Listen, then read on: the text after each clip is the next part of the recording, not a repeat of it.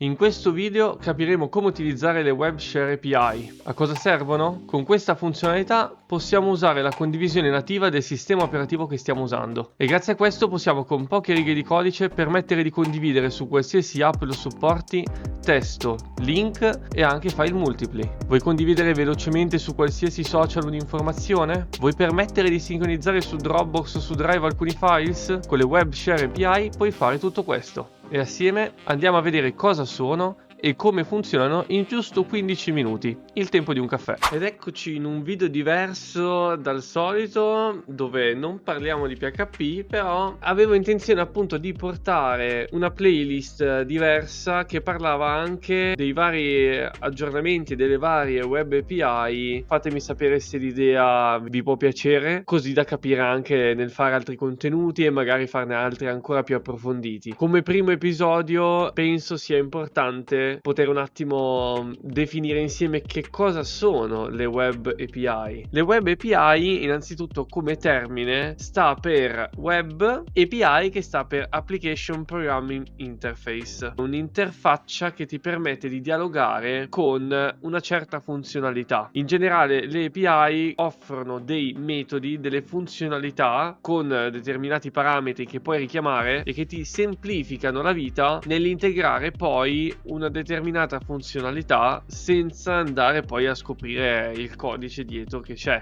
Offrono dei metodi che ti permettono di interagire con qualcosa di nativo sul dispositivo che fa girare il browser. Ci sono diverse funzionalità che sono già state integrate che permettono di fare tante cose molto ma molto carine, e con l'episodio di oggi volevo portarne una che ho scoperto io stesso guardando un po' le documentazioni e volevo un po' condividere anche con voi questa cosa. Le API che oggi andiamo ad esaminare insieme sono le Web Share API. Sono delle API che permettono di poter interagire nativamente con il dispositivo, condividere in maniera più facile tutti i contenuti che generiamo sul nostro sito web, sulla nostra piattaforma. La cosa molto carina è che ti dà anche la possibilità di condividere testo, link, addirittura anche file veri e propri, e così ti dà la possibilità di togliere una complessità che comunque non era da poco. Perché prima di queste web API che cos'è che si poteva fare? Dei workaround che ti permettevano di raggiungere un risultato simile era quella di utilizzare i deep link,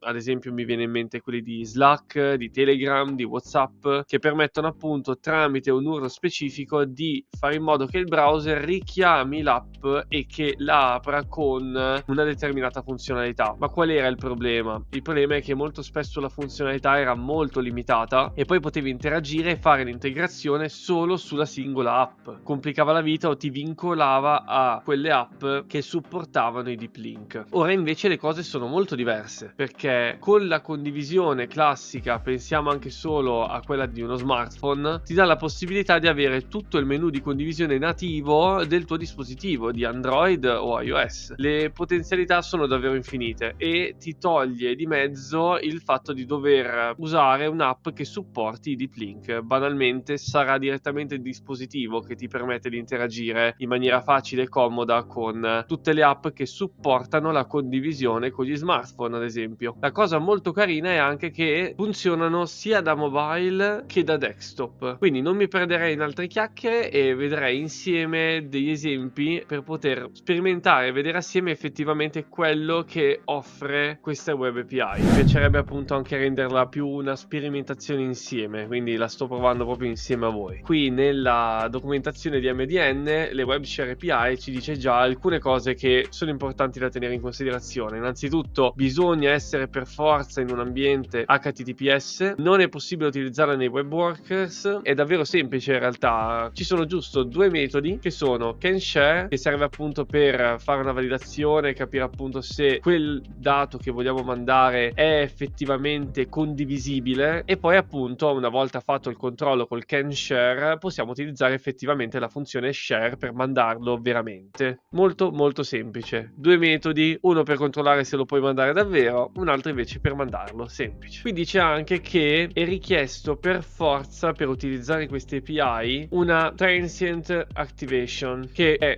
in pratica, in parole povere, una vera e propria azione che l'utente fa. Quindi non è possibile fare il trigger di questa funzionalità, di queste API, in maniera totalmente automatica, senza che l'utente interagisca. Questo appunto per prevenire in realtà abusi stessi di questa funzionalità, che magari possono portare a vulnerabilità o problemi proprio anche legati alla user experience che poi l'utente ha. Infatti, se si guarda nella documentazione di MDN, la transient activation ed è quel particolare stato della finestra del browser che indica che l'utente ha effettivamente fatto qualcosa, ad esempio premuto un bottone, mosso il mouse, usato un menu, o comunque che ci sia stata un'interazione dell'utente. Come abbiamo visto, il metodo canShare ritorna semplicemente un booleano, quindi true, false, nel caso in cui vada bene o non vada bene. Nel caso del navigator share ritorna una promise. Se vi può interessare, facciamo magari un contenuto a parte legato alle promise in JavaScript, che viene appunto risolta passando il dato correttamente al sistema operativo per poi andare a condividerlo. Qui assieme possiamo anche vederne un esempio. Andiamo a provarlo direttamente, andiamo a copiarlo,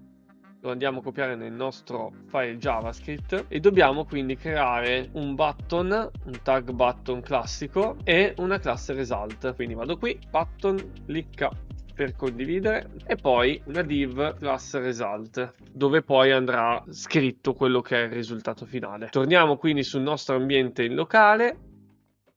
Ed ecco qui il nostro bottone. Una volta cliccato ci permette lo share automaticamente di quello che era il contenuto. Nel caso dell'esempio parliamo appunto di un link, di un testo e di un title. Da cliccato ci permette appunto di mostrarlo qui a schermo e di poter definire come effettivamente utilizzarlo. Vedete che si può anche utilizzare le funzioni native ad esempio di Windows, in questo caso la condivisione delle vicinanze, quindi anche immagino ad esempio anche su Mac un airdrop o un altro metodo di condivisione, oppure appunto anche delle app che abbiamo installato direttamente nel nostro computer. Io provo ad esempio Posta e vediamo che succede. Mi apre automaticamente Posta e mi mette il testo che era stato definito, mi mette il link, automaticamente mi gestisce la cosa. Buono, direi. Molto carina la funzionalità invece della condivisione con telefono. Windows ti permette appunto adesso con un'app di condividere notifiche,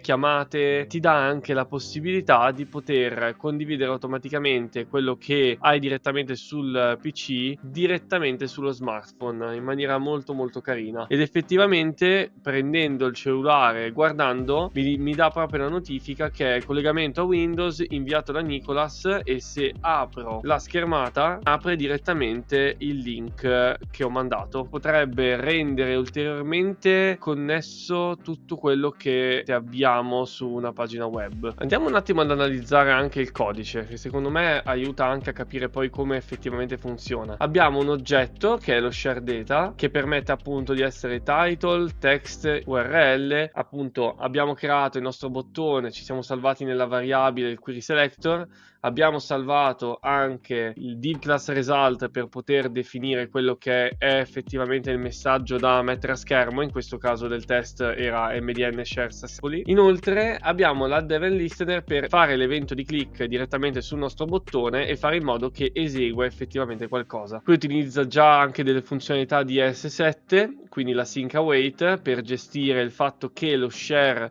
sia effettivamente promise. Con un try catch si va a gestire già la casistica di errore, quindi nel caso in cui lo share vada a buon fine, semplicemente poi una volta fatto lo share andrà nella riga successiva e metterà il contenuto che vediamo adesso a schermo. Nel caso invece in cui ci sia effettivamente un errore, semplicemente poi ti dice l'errore e il testo è in questione. Da qui notiamo anche un'altra cosa che nella documentazione stessa ti dice ma non ti dice. Effettivamente il metodo canShare potrebbe tranquillamente essere evitato, perché già il comando share ti permette tranquillamente tranquillamente di provare a mandarlo, e nel caso in cui ci sia un problema nel cache lo puoi andare a gestire automaticamente. Il can share può essere utile magari dove devi fare un check veloce, vuoi evitare che la funzionalità provi anche solo a fare un qualcosa che non è possibile, ma in tutti gli altri casi effettivamente anche solo con già il metodo share potete tranquillamente provarlo e metterlo, e nel caso gestire già anche l'eccezione. Da un piccolo esperimento già notiamo una cosa: provando a passare nei files direttamente un URL, io ho preso un'immagine a caso direttamente sul web per fare delle prove, notiamo che effettivamente non funziona, ma lo faccio vedere apposta perché così si vede anche il cache che ragionamento fa. Cliccando per condividere vedete che non apre nessuna schermata, ma ci dice appunto l'errore in questione, che a riga 17 appunto è stato messo.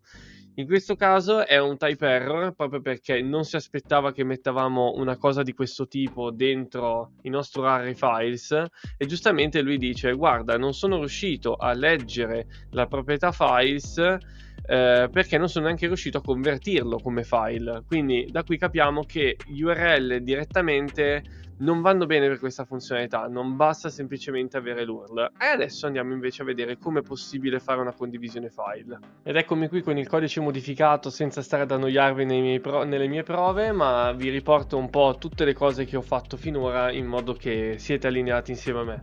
Allora, quello che ho fatto al momento è stato aggiungere qua sopra una sync function che semplicemente non fa nient'altro che fare un create file da un URL. Ovviamente ho dovuto cambiare perché appunto non potevo farlo da un dominio esterno, quindi ho fatto semplicemente che scaricare un'immagine di test e banalmente chiamarla con la mia fetch, in modo che potevo tranquillamente prenderla dallo stesso dominio. Da lì appunto ho tirato fuori un blob in cui ho creato poi il mio file con il mio nome e la tipologia nel metadata. Questo mi permette appunto di ritornare effettivamente un'istanza di un file, che è quello che serve per API share. Quindi che cosa è cambiato? Share data l'ho spostato all'interno della mia chiamata di click in modo di poter utilizzare direttamente await create file all'interno del mio array files, e da qui ho poi avuto la possibilità di passare lo share data come facevamo prima nel navigator.share. Quindi andiamo a vedere adesso invece come funziona, che cosa fa, e da qui capiamo dove effettivamente ci viene passato il nostro file.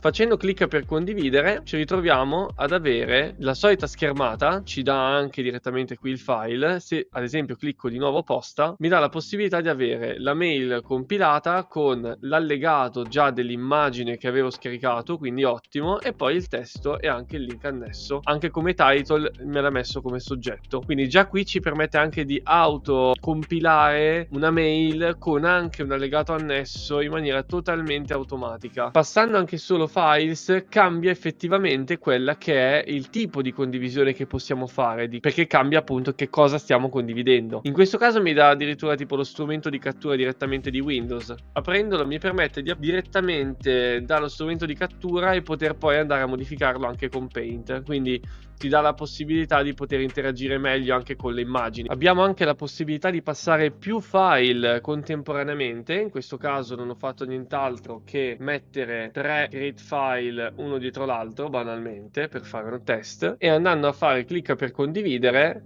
mi ritrovo ad esempio nel mettere posta che mi carica tutti gli allegati insieme, quindi comunque abbiamo anche la possibilità di caricare più allegati contemporaneamente. Ok, mi sono fatto un po' prendere la mano, ma ci tenevo un po' a lasciare anche una pagina di test che vi permette di poter provare tranquillamente con un semplice link che metto qui in descrizione poi tutte le funzionalità che abbiamo visto oggi. Ho semplicemente fatto una paginetta, ho messo un po' Bootstrap e ho un po' configurato il tutto per renderlo il più pulito possibile, poter permettere di testare un po' tutte le casistiche. Spiego al volo che la create file è rimasta identica, semplicemente ho parametrizzato passando sia il file che il nome che il tipo, quindi semplicemente fa quello che fa prima ma ci permette appunto di almeno parametrizzare. Altra cosa, ho separato la onClick button che ora appunto permette di fare una share data a seconda dell'id del bottone. Ho una serie di bottoni, vengono semplicemente inizializzati tutti contenuti con un click, in base all'ID viene preso l'oggetto in questione, viene messo nello share data e semplicemente viene utilizzato. Di qui ho ad esempio text, link, image, pdf all, e dall'altra in base alla chiave text, link, image, pdf all semplicemente lui prende e mostra a schermo quello che deve. In questo modo qui,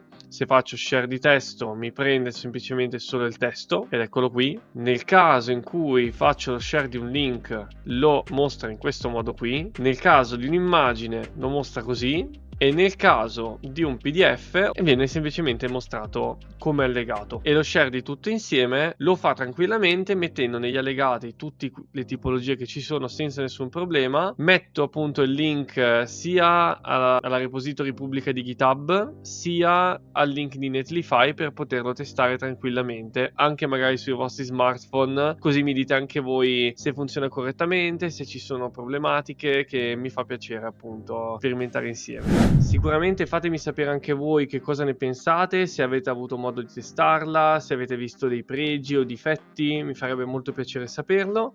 Fatemi anche sapere come vi sembra questo tipo di format, se vi è piaciuto. Mi farebbe molto piacere portare altri contenuti riguardanti le web API. Spero che il video vi sia piaciuto e ci vediamo al prossimo allora.